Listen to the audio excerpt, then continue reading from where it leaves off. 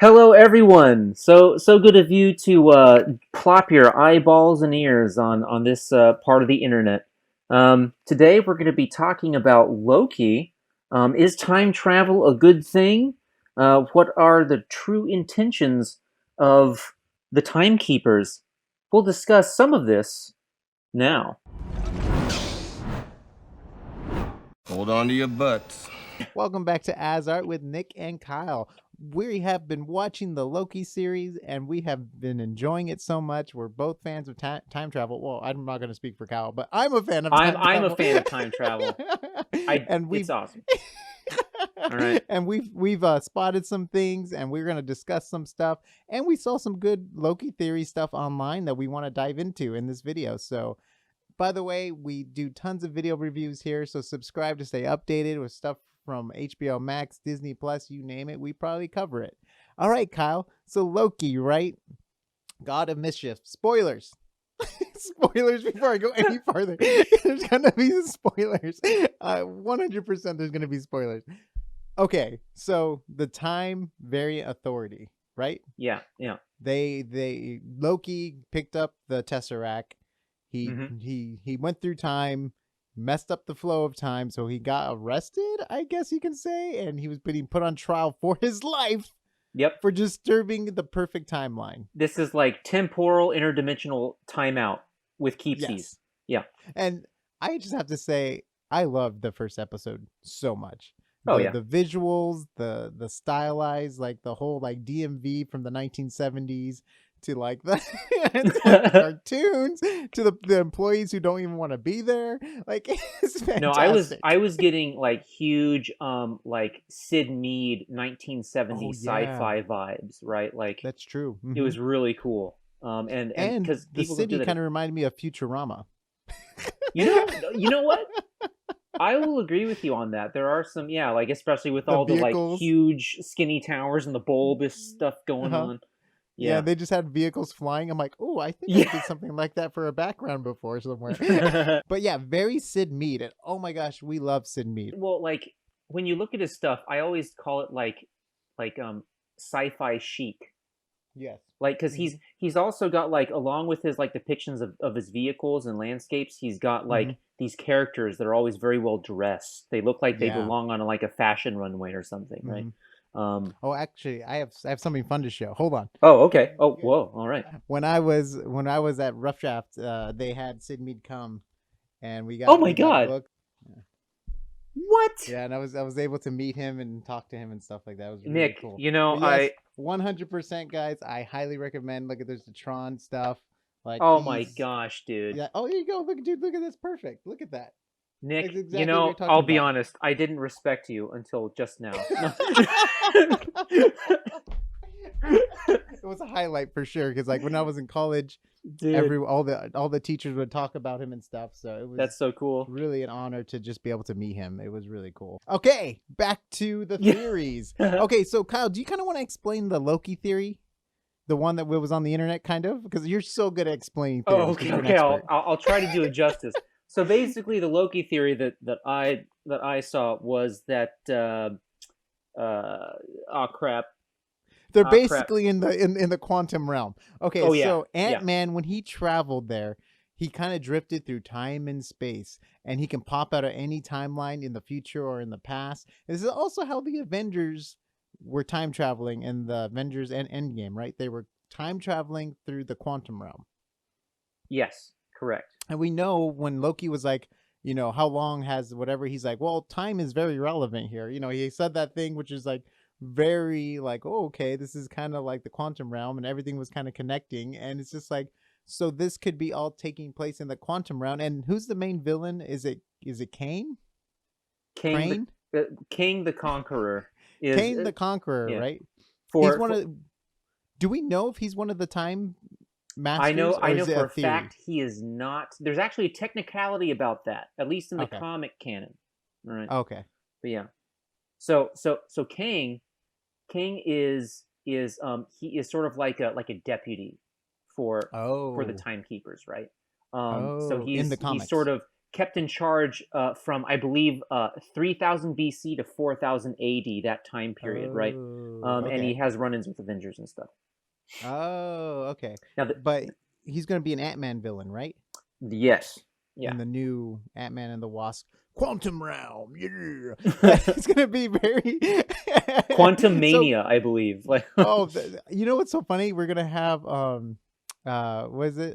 What's the Doctor Strange movie? Multiverse of Madness. yes, yeah. And then we have all these craziness, and I wonder if it's going to all come from this Loki show. I wonder if Loki's going to disrupt the timeline or the quantum realm or whatever, and it's going to just go for full spin. You know what I mean? Like chaotic. So, I was like thinking that in the same vein that like essentially whatever happens in this series with Loki, Yeah. it's going to give rise to the multiverse of madness. Right, because Ah. it seems like what the timekeepers are doing, not only keeping the flow of time done, but also they're trying to, the TVA's efforts in sewing back the timeline to the true timeline. Mm. They're trying to stop multiverse variants from happening. Right, I think Oh. that's what that red line means, right? Because then they Mm-hmm. start getting into multiplicity after that point. Yeah. So I don't know, maybe, who knows? And then they talked about this multiverse war. There was Yes. mention of a war, and we don't know because everything there, we don't know if it's past, present, or future. Maybe the war happens in the future, and that's the multiverse of madness, or you know, what I mean, like who Right. knows? Like, And also, who we kn- don't even know if the timekeepers are the good guys or the bad guys. No, so I mentioned this to you, right? I was Mm. like, Kyle, I think the timekeepers are bad guys. They remind me of like, SS troops, like even with like their gear, and they just going on making people disappear from the timeline so completely. so at first, I I was I would consider that I was like disagreeing with you, but Mm. the more I thought about it, right? Because in the comics, the timekeepers are considered the quote unquote good sort of like temporal like managers, and then there's the time crap. I might have to add that in later. But there's an antithesis timekeepers called like the time Okay. spinners or the time something or other, Mm-hmm. and they're working against them, right? They're like agents of chaos. Um, Oh, okay. but the stuff I noticed in Loki is that so the TVA kind of hits authoritarianism in three different veins Mm-hmm. that I kind of noticed. So one is what you already mentioned is their militaristic nature, right? Yes. Because just like with the TVA, like police, basically, it looks very authoritarian, right? Like Yeah, kind it of does. almost like SS stormtroopers. Yes. And then Mm-hmm. you have another one which is bureaucratic authoritarianism. So like this is really exemplified in the most recent episode, the second episode, where it's Yeah. this huge archive, right? And it's just a whole bunch of paperwork and like systems and like different stuff. And Yeah. it's like that can also be a crushing sort of form of authoritarianism, is just bureaucracy and paperwork, right? Mm-hmm.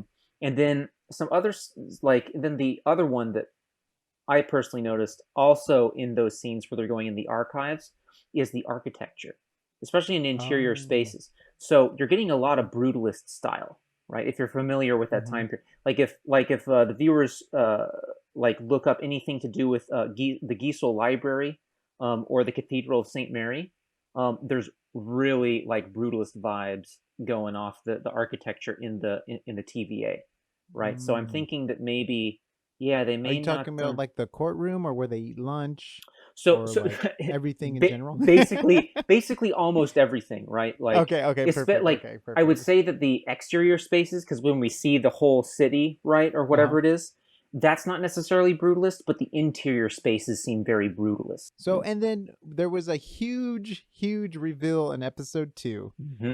We saw a different version of Loki, but which was kind of cool. They were kind of prepping us. They were like, here's Loki as a centaur. Here's him as Yeah. this. They were like showing us all these different options.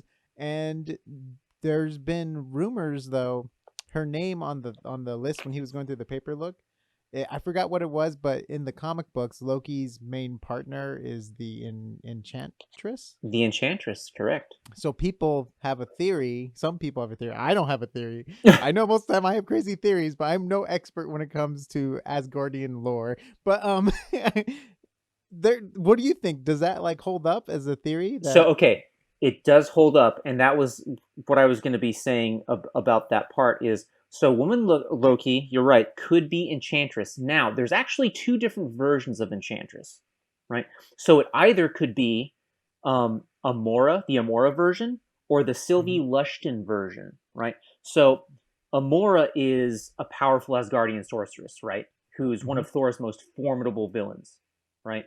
Yeah. But Sylvie Lushton, she was transformed into the Enchantress by Loki in order to be one of his agents of chaos, right?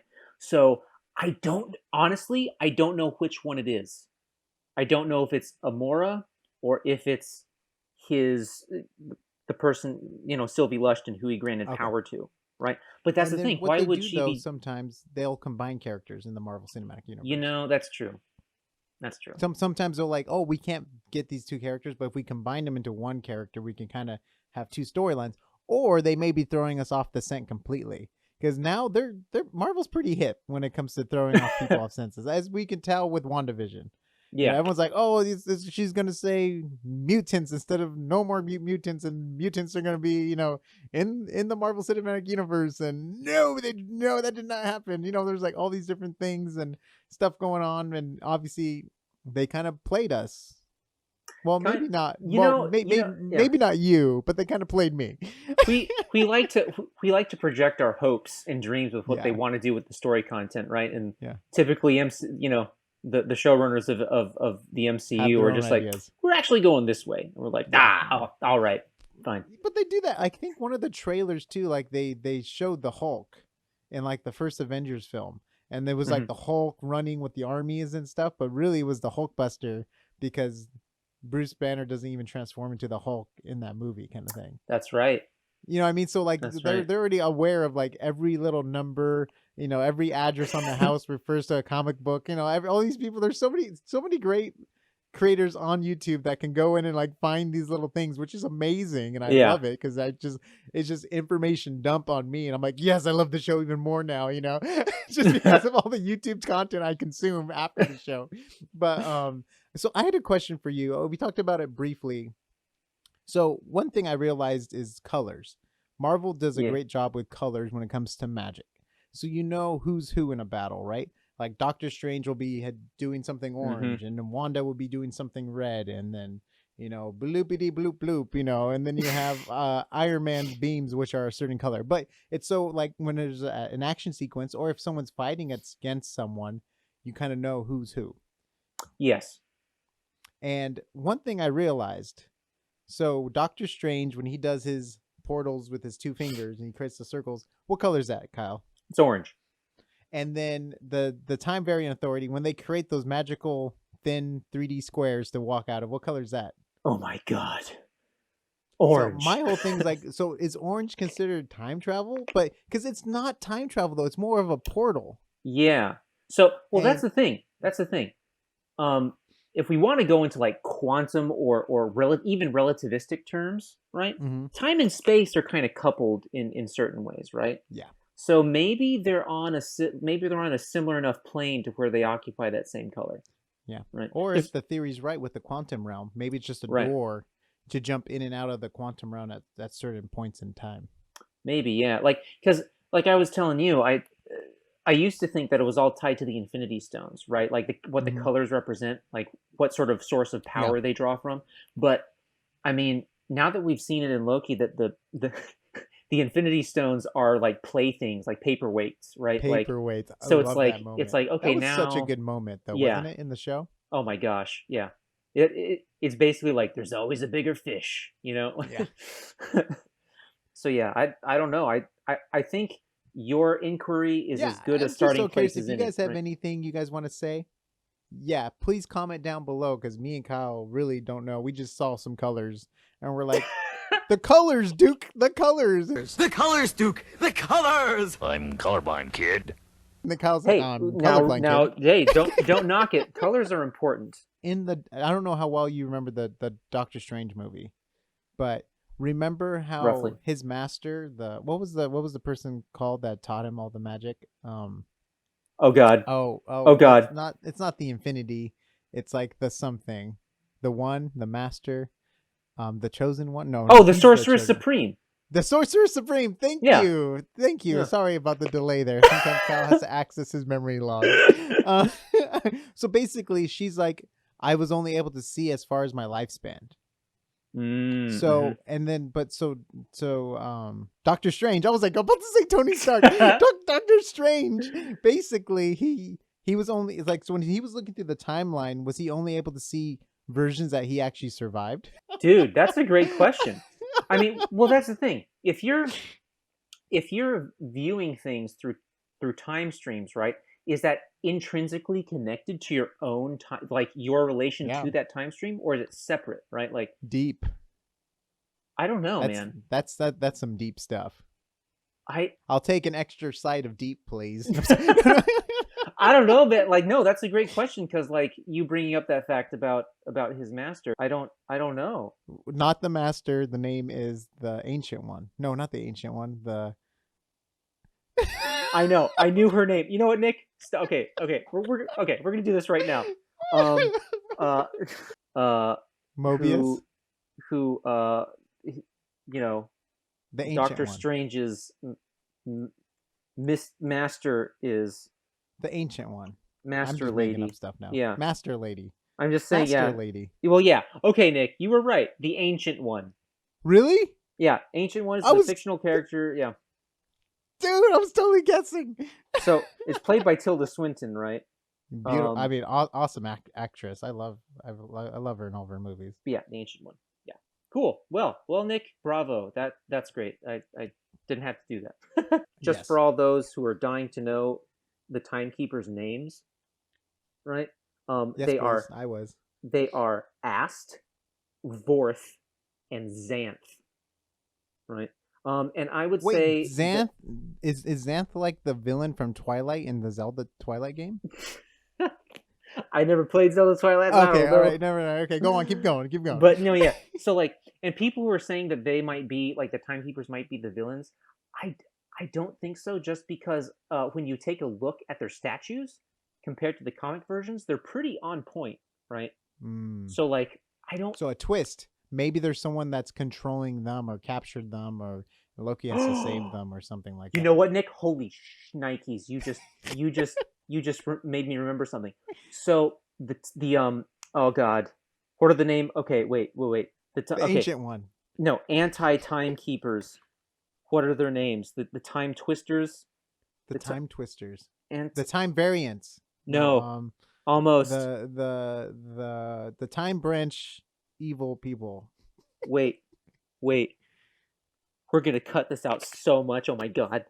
So the anti-timekeepers have been known to, at least in the comics, to impersonate the timekeepers themselves and do chaotic things, right? Oh. So that may end up being a thing. Who knows? I'm excited. You know, we're barely into this. We're only 2 episodes in, and there's already so much good stuff. I'm actually really excited for this. This is probably so far has been my favorite Marvel Disney Plus show. Oh, really? Interesting. Wow. I think I like it more than WandaVision. My favorite was definitely Falcon and Winter Soldier. So we'll see. That might change. But then again, like, this show's not it. Oh, I'm saying so far. Like, if you just count the beginning, yeah, I think I like Falcon and Winter Soldier. Like, once we got to the midpoint, okay, because you got really into the character development and stuff. But like right now, if you just by judging the first 2 episodes, I think Loki's has the upper hand so far. Okay. Just because I love time travel stuff, even if it doesn't make sense, I love it. We've got time travel. We got multiverse. I love that stuff. Yeah. Thank you guys so much for watching.